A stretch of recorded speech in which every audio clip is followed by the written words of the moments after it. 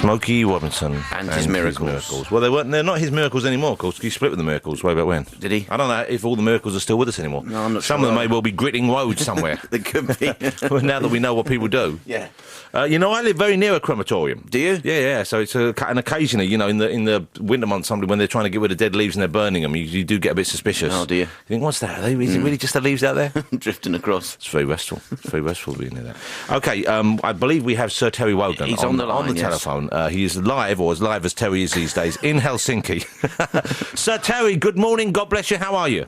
Well, the sun is beaming down on my little apple cheeks here in Helsinki. It's a beautiful day. We've had lovely weather. I'm sitting in the Camp Cafe, which is entirely suitable for the Eurovision Song Contest. Could not be more appropriate. It looks to me like it's going to be a bumper year. You know something. I have seen all 42 songs, and let me tell you, it's well down to standard this year.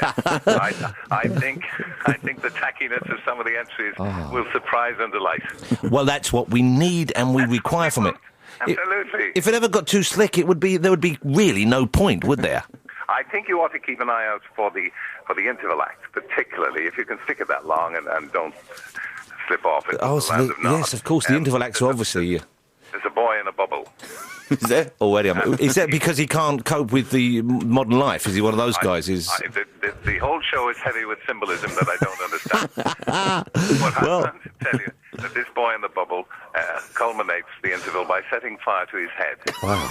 And I think these are the kind of things that separate Eurovision Song Contest from all sanity. But you see, we're missing out on so much great stuff. This is why I think it used to be that we prided ourselves on being more advanced than them. I think we went too far. We lost sight of something along the way, and they're still in touch with whether it's their inner child or just their inherent stupidity. But I think they have the edge on us now, Sir Terry. Well, they have, of course, because for these people, variety never dies. just for these people and Gary Bushell, they're the only ones out there still bemoaning the death of variety. If you had, I know you're not a gambling man. Obviously, morally, your compass is set too well to the north for that. But if you were to bet, where would your money go? Who do you think would be the front runners? I'm quite famous as a betting man for never winning any single bet ever in my long and weary life. and I have never successfully picked the winner of this contest, and I've been doing it since the end of the Peninsular War.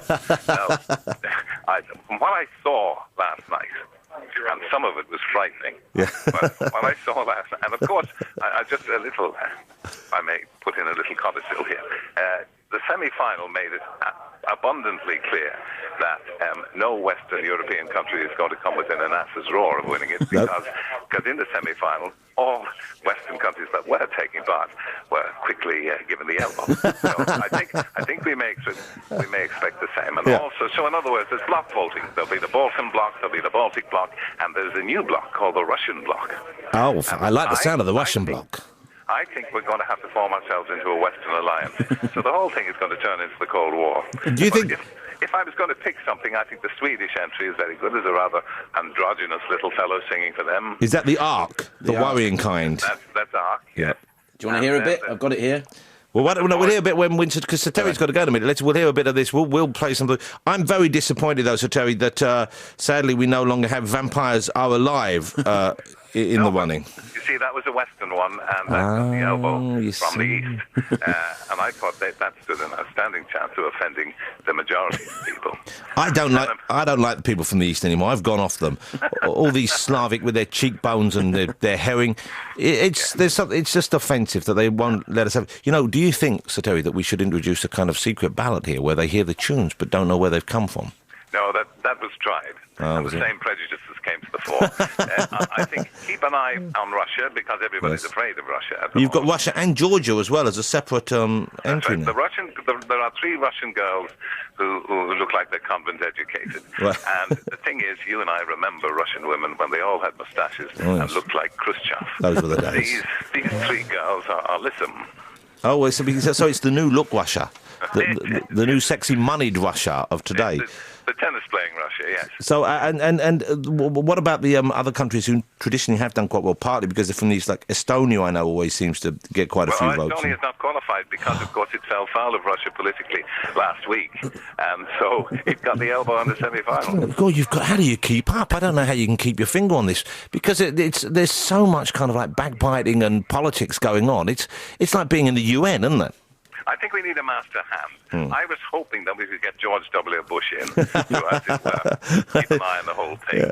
Yeah. Are Poland still in?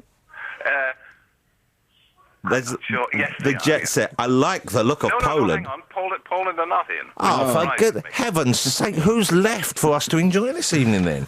Romania, are they still there? I think you just need to keep...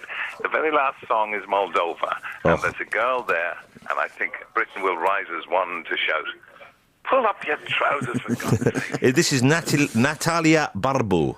Exactly, frightening. I'm looking forward to seeing it. Every year, though, I enjoy odd acts and you listen and I think, why did that not go on to be a hit? Still, I think it was either 2 or 3 years ago, the Greek entry, Sagapo, rings in my ears to this very day. But listen, you won't be able to get Flying the Flag out of your head for several years. Flying the flag. Well, you know, the Scooch, I like the fact that we've stopped even pretending that this is for straight people. Because Daz Sampson last year mistakenly seemed to think there was an urban twist to be added.